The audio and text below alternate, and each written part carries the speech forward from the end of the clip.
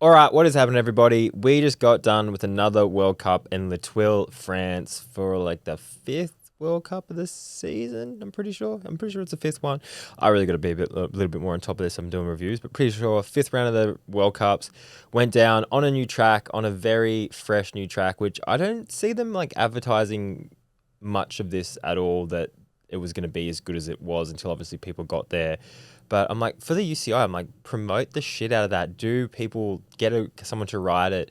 Do helmet cams, pump it up, like promote it. Like that's one thing I feel like mountain biking, and this isn't just having a stab at the current promoters, but even Red Bull and everyone, like they don't promote their events as well as I think they could do. They could get like someone like a Nico Mullally or someone that has raced in the past to come and be like, come here a week early. Let's showcase the track. Let's build hype around it. Let's show people how good it is, the work they've been doing. And that will leads into more people either viewing it or turning up and watching it. So I think as a promotional standpoint that mountain biking has always been a bit like, oh, let's just go to the race and then that will promote it enough. But it's almost kind of too late in a way if you're trying to get more fans or people to come and watch it. Like you need to build that into it. Like you need to build that before the event's actually happening. But yeah, it looked super loamy, looked really, really, really hard to hold on. Like it looked like it was just the whole thing was deteriorating each run. So definitely like a challenging track. And it all looked very similar from the helmet cams I watched. Everything looked like you're coming to the same corner, left or right, no matter where it was. So I feel like it'd be hard to kind of get that memory that everything like to get a full run together, everything would kind of be changing plus looking the same. It would be quite hard to get your lines down, especially the track I think was like 3.5 minute track. So one of the longer ones, especially the top being so fast as well, your heart rate's already like spiked straight away. And then you got to try and focus and remember all these switchback corners, which all look identical. So very challenging. I think that next year or the year after is going to be the biggest shift in, I guess, elite men's downhill. I think you see a lot of the top riders that are slowly not falling off in terms of not there, but just there's so many new, young, fast riders that are coming to filling those spots. And especially because only 30 riders are getting into finals, like there's just not much room. And you see a lot of these established riders that have been at the top for so long are slowly getting pushed out. Like I think this World Cup, you see riders that didn't make it into finals, like Charlie Hatton, Benoit Coulange, Laurie Greenland, Remy Myers Smith. I can't even think, but just like that amount of top riders that haven't actually made it through. I might actually I'll get up that stat actually.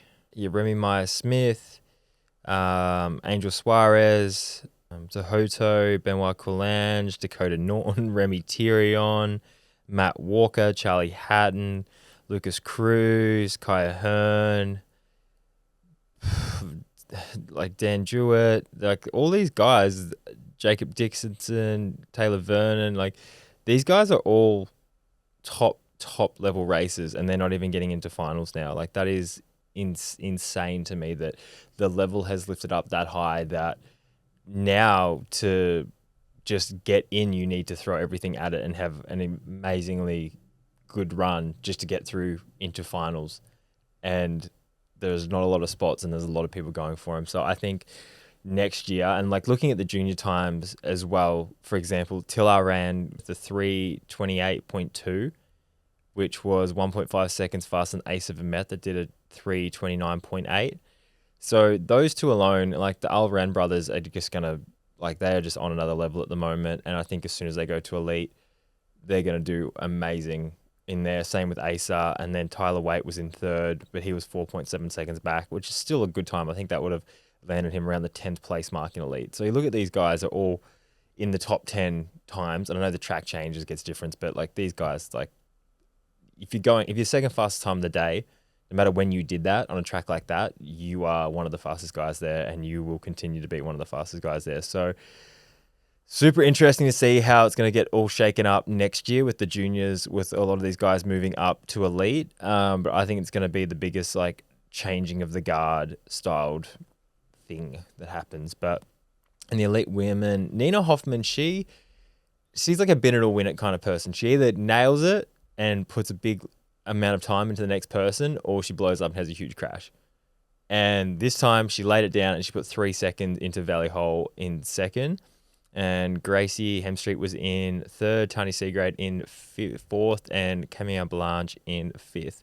Now, all the times after Nina were pretty tight. So Nina put 3 seconds into Valley, and then everyone else was within kind of 3 seconds to 4 seconds for the top five. So really tight racing from second to fifth. But yeah, Nina just absolutely just laid one down and cleaned up. But she's been someone, especially this year, that hasn't kind of found the form so much. So it's going to be interesting to see how she goes moving forward now that she has got a solid result down and has shown that she can lay it down. But yeah, it's interesting racing. Like Maureen Cabarrou obviously won the last round and now she finished eighth, 8 seconds back. So it's like, seems like it's, besides obviously Jackson laying it down every weekend, everyone else is having trouble with consistency, whether it's mistakes, mechanicals, whatever it may be. Like winning and then almost being outside the top 10 is wild. When you think these riders are going to build confidence on that, or maybe it can go the other way. So super fascinating to see how that's going. But in the elite men, Jackson Goldstone does it again, pulls it back at the very last split. He was down at every single split besides the last one where he came back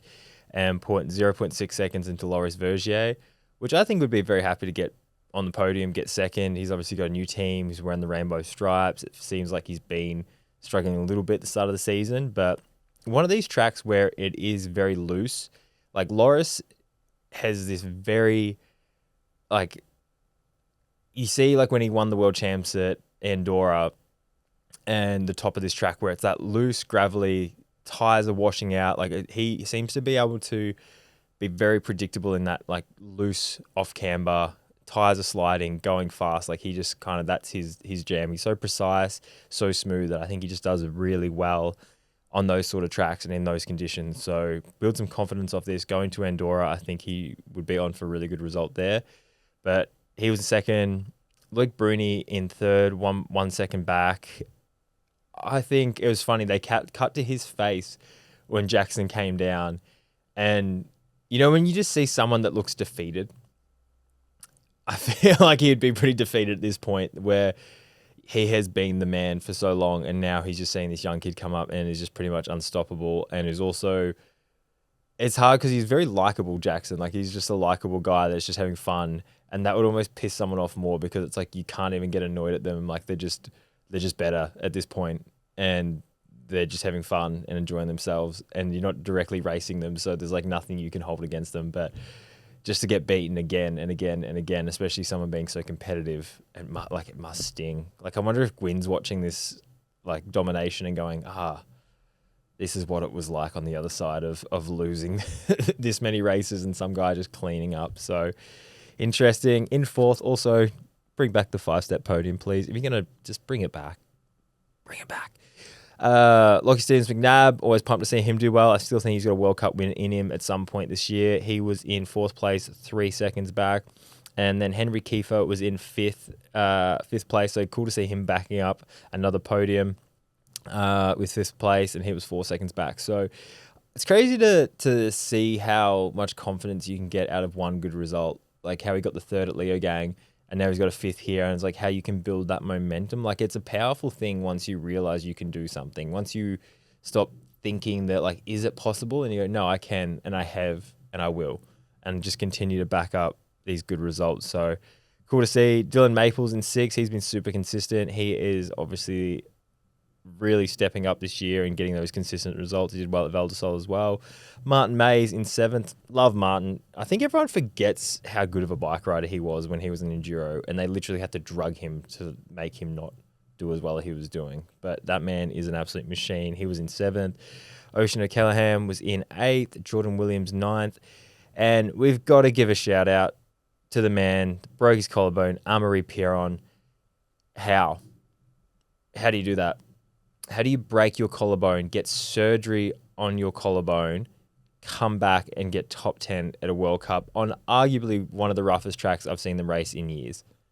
Like, I can imagine if they went to a track that was 2 minutes long, maybe a bit over, not that much physical strength needed in your upper body, more pedaling. Like, I'm like, okay, fair enough, do pretty well. But to ride a track where everyone has said is one of the roughest, hardest tracks to do a full run on after, I think, 8-9 days out of surgery, and then get a 10th place in the world.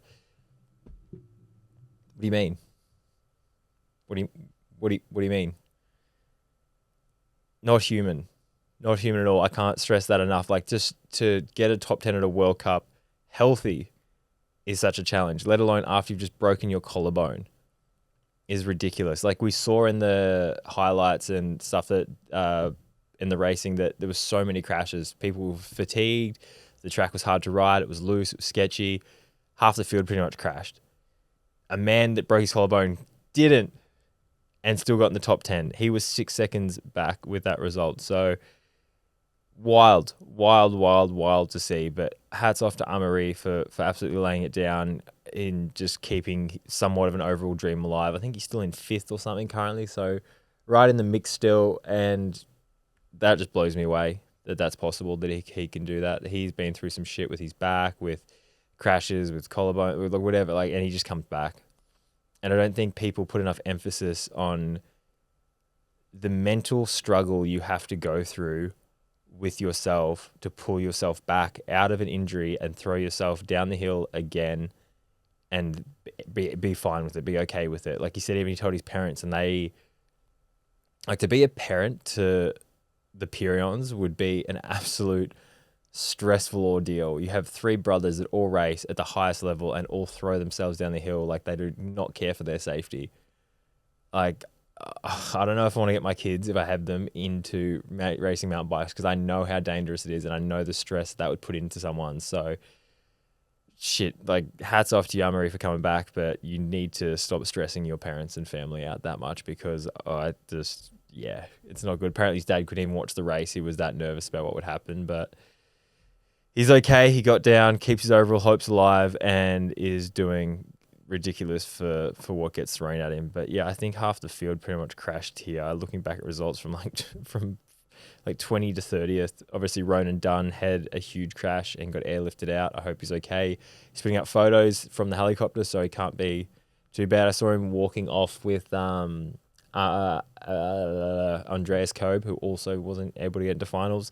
Another big name, but yeah, the racing ridiculously tight, and just, yeah, hectic. Kind of watch it, and there's always a little part of me like, it'd be cool to come back, and then I see tracks like this and how many people are crashing, and I'm like, I'm happy to watch.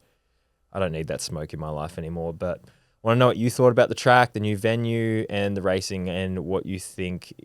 Do you reckon Jackson can go and beat Gwin's record of, was it 5 in a row? 5 in a row? 5 in one season. I reckon he can. I reckon he can get 6. He looks unstoppable. It doesn't even look like he's trying that hard. Looks like he's just having fun. So, yeah, what are your thoughts on Jackson pretty much clean sweeping the whole season? Let me know.